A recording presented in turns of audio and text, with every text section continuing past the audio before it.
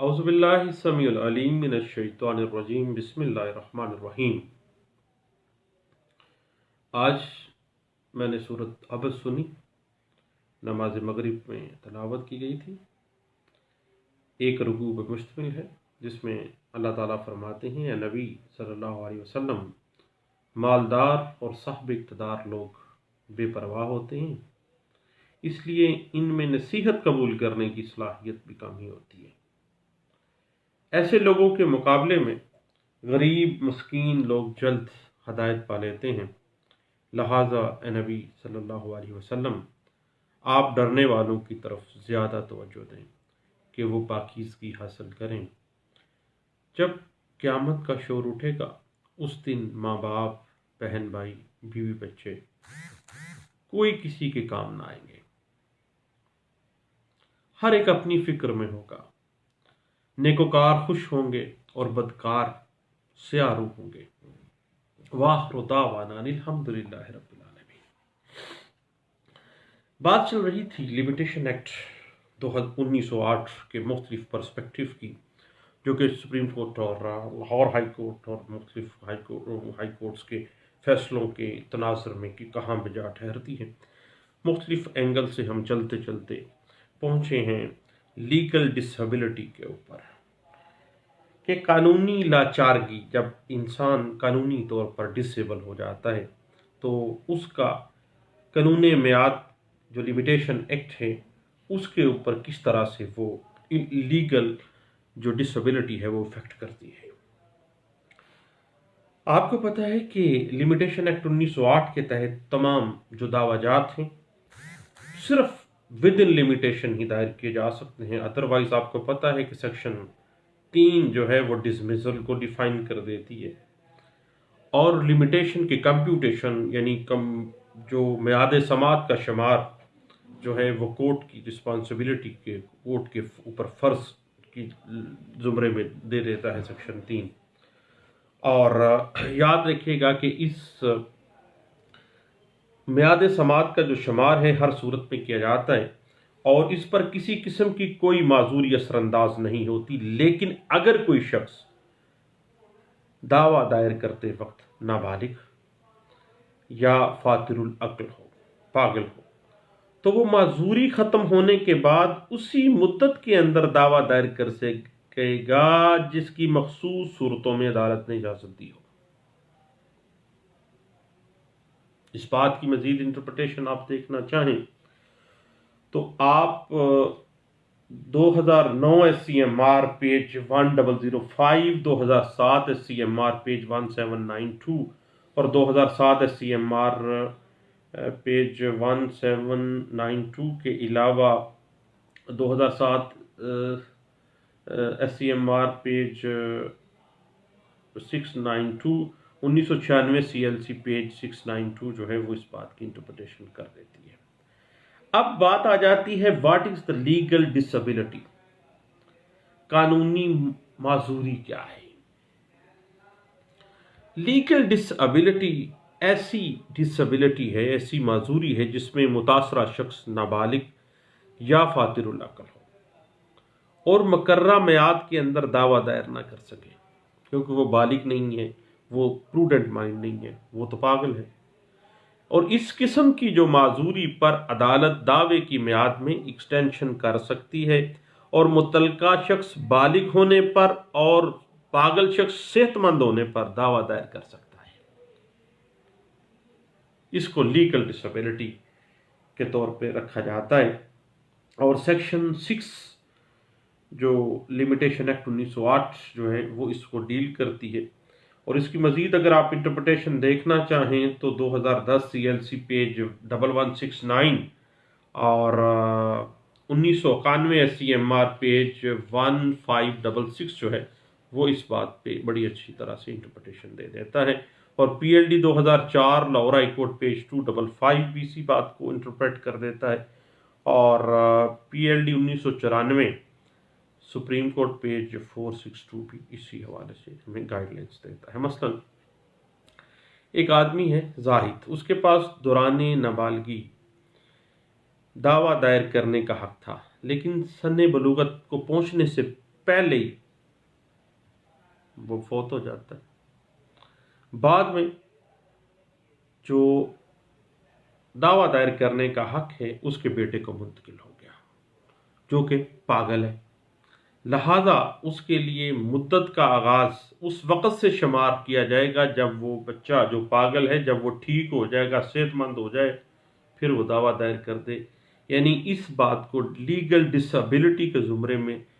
لیا جائے گا، اور لیگل ڈس ایبلٹی کے زمرے میں لیے جانے کی بنا پر سیکشن 6 کہتی ہے کہ عدالت جو ہے اس کو دعویٰ دائر کرنے کی جو میعاد ہے وہ ایکسٹینڈ کر سکتی ہے۔ اس کے بعد فرض کریں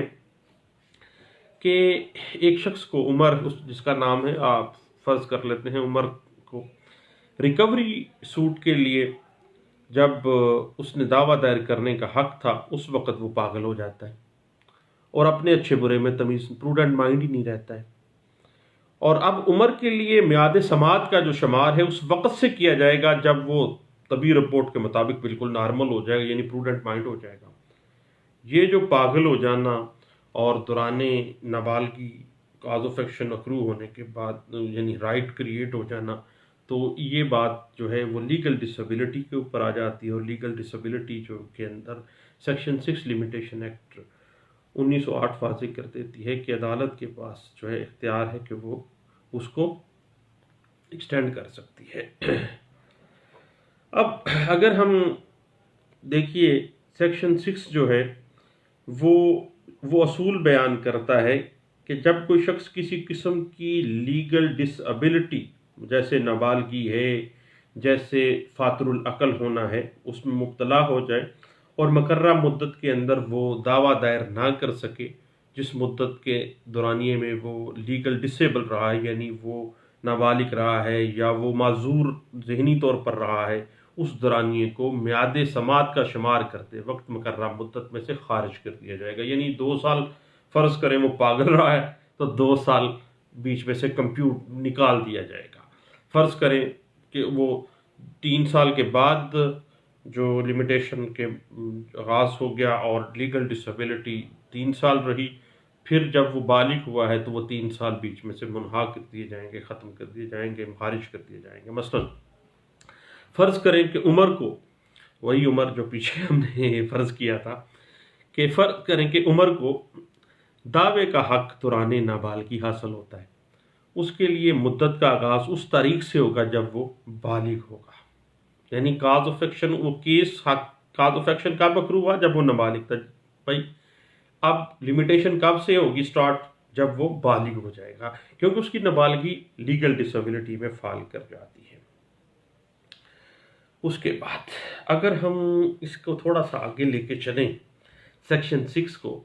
اور اس کی انٹرپریٹیشن آپ دیکھنا چاہیں مزید، تو آپ کو پتہ ہے کہ 1969 SCMR پیج 246 میں بنیادی جو یہ معاملات جو سیکشن 6 کے بیسک انگریڈینٹس کو ڈسکس کیا گیا تھا، اور اس کے بعد پھر یہ معاملہ چلتا چلتا اور ابھی 2018-2019 کی مختلف ججمنٹس میں بھی اس کو انٹرپریٹ کیا گیا ہے،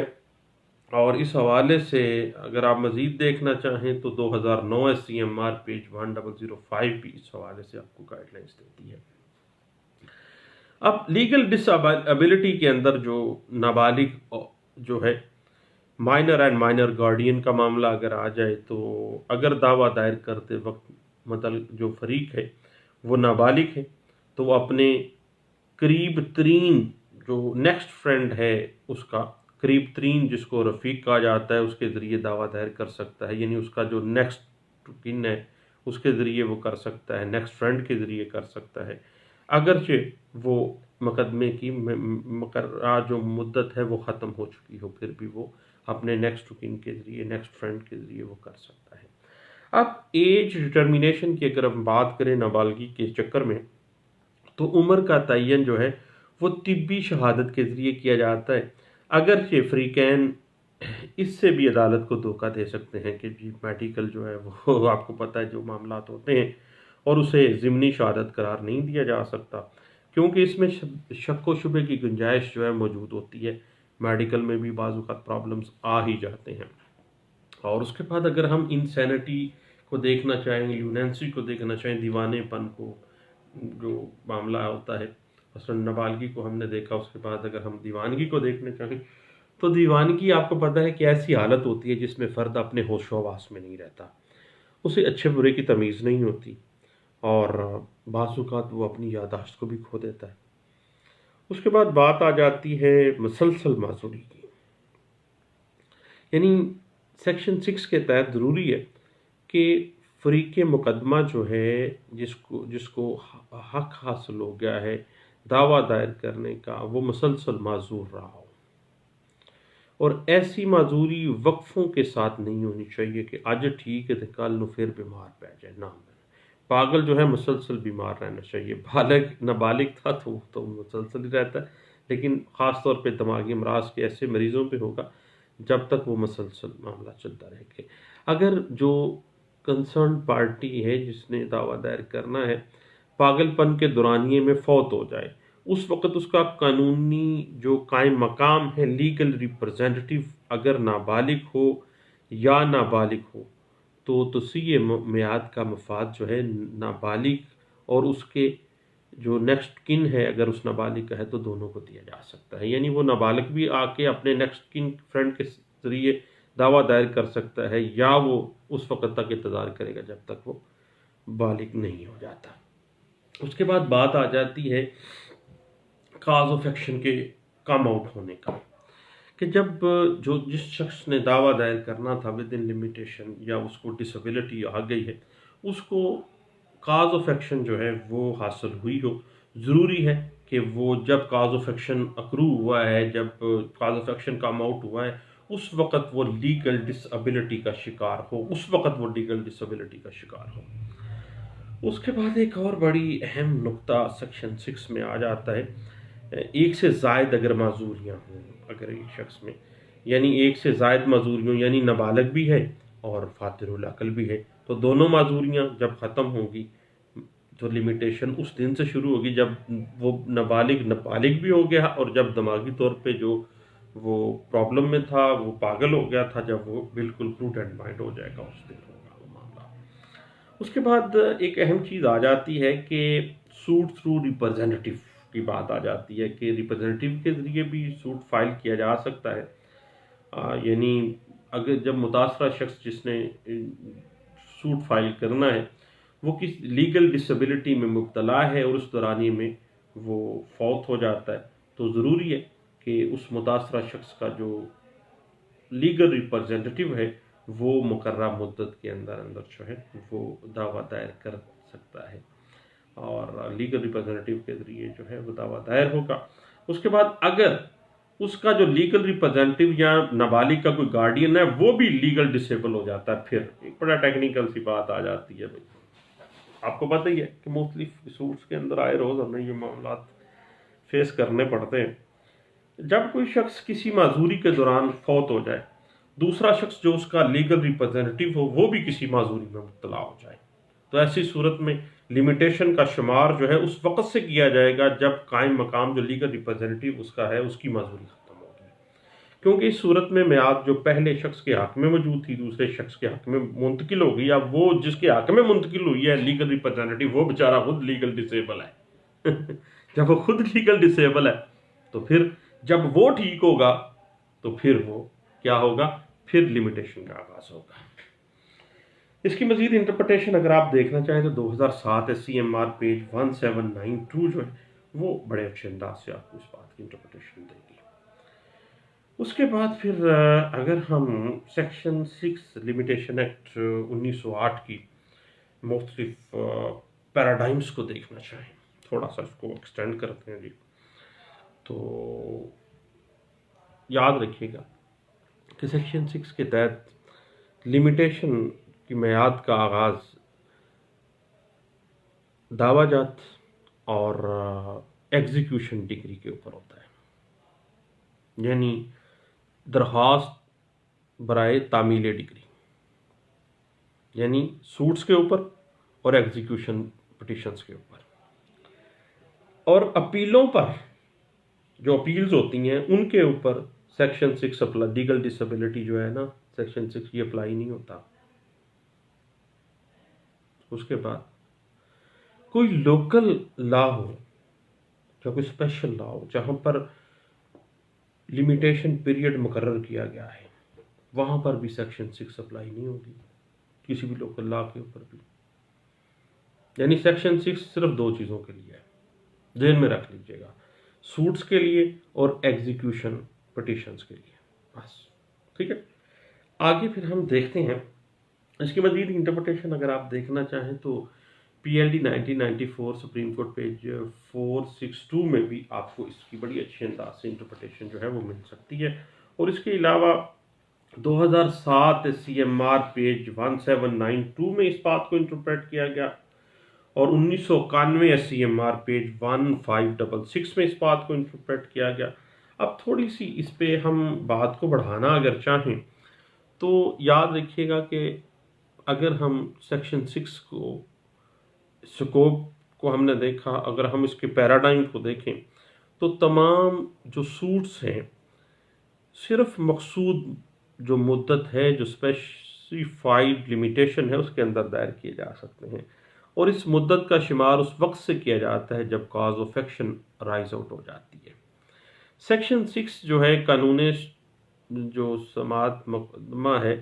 میعاد ہے، لمیٹیشن ایکٹ 1908 جو ہے، اس کی سیکشن 6 اس اصول میں ایک رائے دے دیتی ہے، کنسیشن آ گئی ہے اس میں، جس کے مطابق کسی لیگل ڈس ایبلٹی کے بعد جو لمیٹیشن کا شمار ہے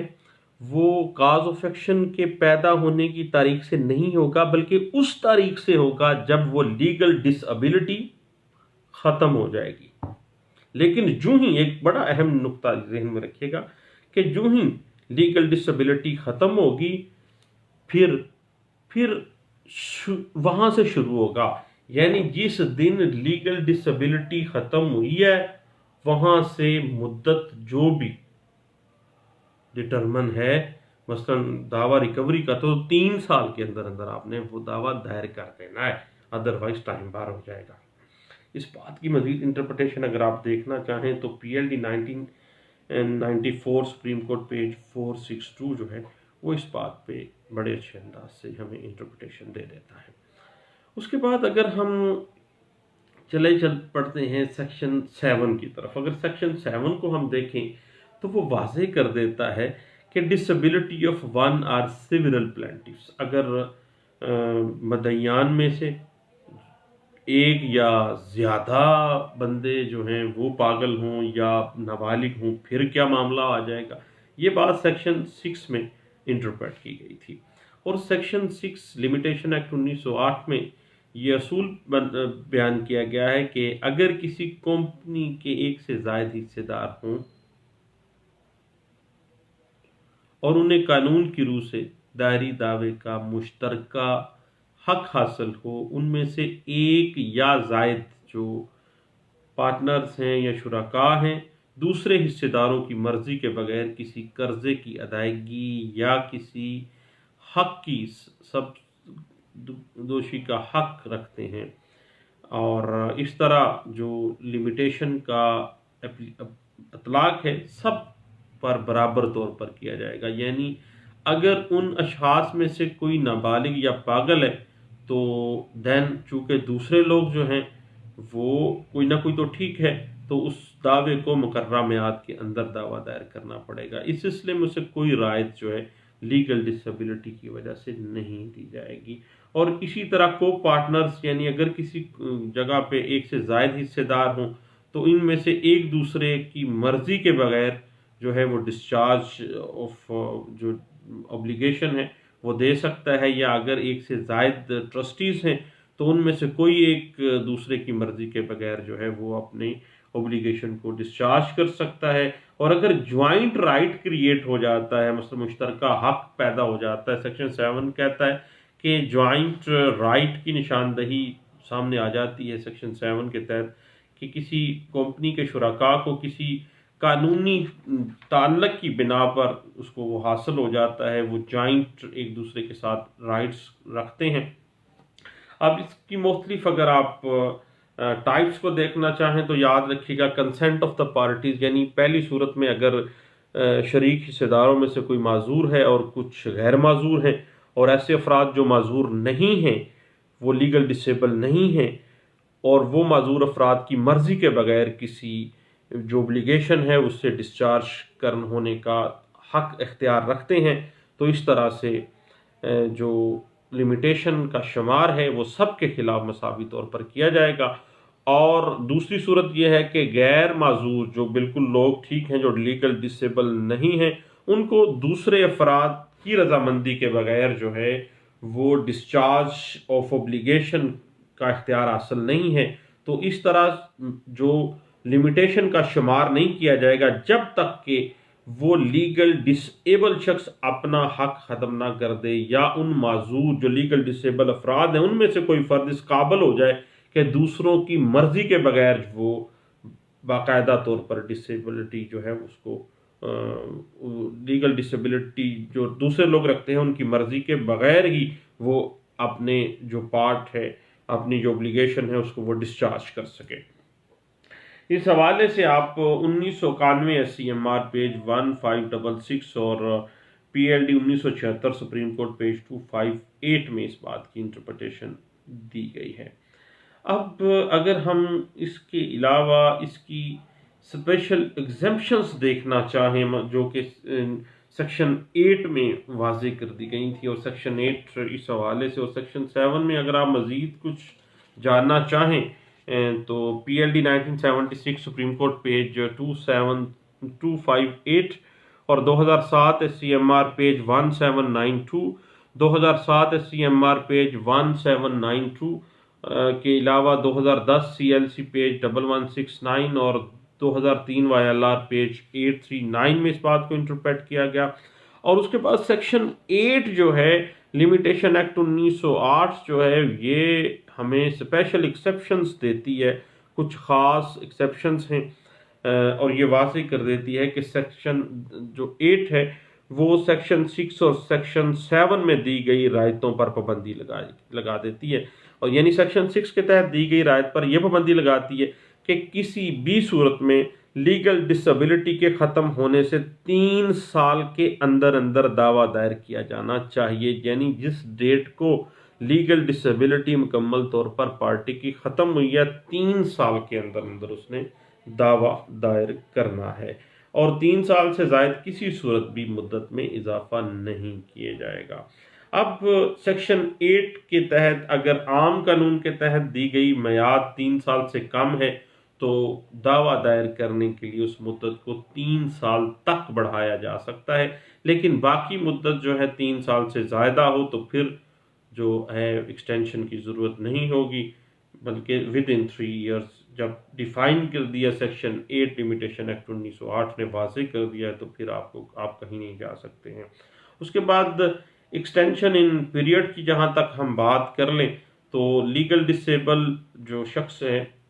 جس کے جو لیگل ڈسیبل ہے اس کے ڈسیبلٹی کے اختتام پر یا متاثرہ شخص کی وفات ہونے کے بعد 3 سال کے اندر اندر جو ہے دعویٰ دائر ہو سکتا ہے، اور قطعی صورت وہ 3 سال سے زیادہ کی میعاد جو ہے وہ نہیں دی جا سکتی ہے۔ اس کے بعد اگر ہم اس کو مزید جاننا چاہیں تو 2007 SCMR پیج 1792 میں اس بات کو انٹرپریٹ کیا گیا، اور اس کے علاوہ 2007 SCMR پیج 1792 اور اس کے علاوہ PLD 1976 سپریم کورٹ پیج 258 میں بھی اسی بات کو انٹرپریٹ کیا گیا تھا۔ اور اس کے علاوہ اگر ہم مزید دیکھنا چاہیں تو 1961 SCR 3 پیج ہے 875 اور all India reporter 1961 Supreme Court page 1076 میں اسی بات کو بڑے اچھے انداز سے انٹرپریٹ کیا گیا تھا۔ اور اس کے بعد اگر ہم اسپیشل ایگزیپشنز کو دیکھنا چاہیں تو 2007 SCMR پیج 1792 ہمیں بڑے اچھے انداز سے یہ بات بتا رہی ہے، اور PLD 1994 سپریم کورٹ پیج 462 اسی بات پہ بحث کر رہی ہے، اور اس کے اوپر جو بنیادی اصول ہیں میں آپ کو بتاتا ہوں جو کہ 2007 SCMR پیج 1792 میں انٹرپریٹ کیے گئے تھے، وہ بیس کرتے ہیں 1916 اور 1925 کے کچھ کیس لاز ہیں۔ آل انڈیا رپورٹر 1916 PC पेज 148 1918 का एक केस ला है, बहुत पुराना, उसके ऊपर जो अभी तक 2019 तक उसको रिविजिट किया जाता रहा है। All India reporter 1918 PC page 118, और 1925 की एक लैंडमार्क जजमेंट है all India reporter 1925 PC page 33 में। इस बात को बड़े अच्छे अंदाज से इंटरप्रेट किया गया और आज तक सुप्रीम कोर्ट ऑफ पाकिस्तान इसको मुख्तलिफ केसेस में अभी तक रिविजिट कर रही है। उसके बाद अगर हम इस चीज़ को प्रीएम्पशन राइट के तौर पे लेते हैं, फ़र्ज़ करें प्रीएम्पशन राइट क्योंकि कम से कम मुद्दत में दायर करना होता है, इसलिए सेक्शन 6 और सेक्शन 7 में मियाद में तोसी के मुतल्लिका जो रायतें दी गई हैं, ठीक है, शुफे की जो दावा है उसको उससे मुस्तस्ना करार दिया गया है। यानी एग्जेम्पशन राइट जो है, प्रीएम्पशन राइट जो है वो कम से कम मुद्दत में दायर करना चाहिए, इसलिए 6 और 7 के अंदर जो तोसी से मुतल्लिक रायतें हैं वो शुफे की दावे को उससे एग्जेम्पशन है, यानी वो विद इन टाइम ही आपको आना पड़ेगा। इस हवाले से मुख्तलिफ केस लॉज हैं जो हमें इस हवाले से गाइडलाइंस भी दे देते हैं। यानी PLD 1994 सुप्रीम कोर्ट पेज 462 इस बात को इंटरप्रेट करती है, और PLD 2004 Lahore high court page 255 में इस बात को इंटरप्रेट किया गया। उसके बाद PLD 2003 Peshawar high court page 134 में इस बात को इंटरप्रेट किया गया था, और उसके बाद 2007 CMR पेज 1792 जो है वो इस पॉइंट को इतने अच्छे अंदाज से इंटरप्रेट करती है। मैं समझता हूँ कि यही आज तक 2019 तक जो है और इससे पहले के जितने भी केसेस थे वो सारे इसमें इंटरप्रेट किए गए, और इसी बात को PLD 2004 Lahore high court page 255 में भी बड़े अच्छे अंदाज से इंटरप्रेट किया गया था। अब अगर हम देखें तो जनाब लिमिटेशन एक्ट के तहत जो लीगल डिसेबल अफराद हैं उनको राहत दी गई है,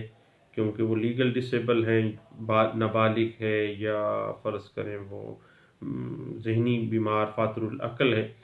क्योंकि वो मुकर्रर मुद्दत के अंदर दावा दायर नहीं कर सकते, ख्वाह वो एक लीगल डिसेबिलिटी में हैं या एक से ज़ायद लीगल डिसेबिलिटीज़ का शिकार हैं। लेकिन जब वो ठीक हो जाएंगे तो लिमिटेशन शुरू हो जाएगी और विद इन 3 ईयर जो है वो दावा दायर किया जा सकता है। और याद रखिएगा मसलन एक माजूर शख्स लीगल यानी अगर नाबालिग है या वो डिसेबल है,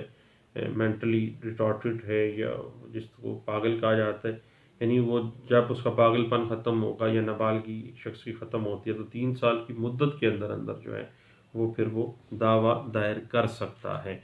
और याद रखिएगा कि सेक्शन 6 जो है जो लीगल डिसेबिलिटी को जो